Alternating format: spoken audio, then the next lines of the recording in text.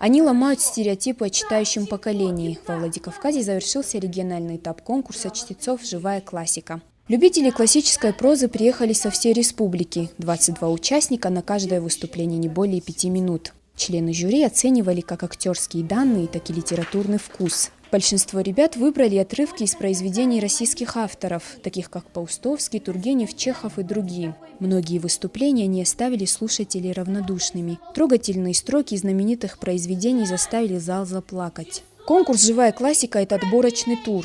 3 победителей представят нашу республику на всероссийском этапе, который пройдет уже в мае на базе детского лагеря «Артек». Этот конкурс преследует возрождение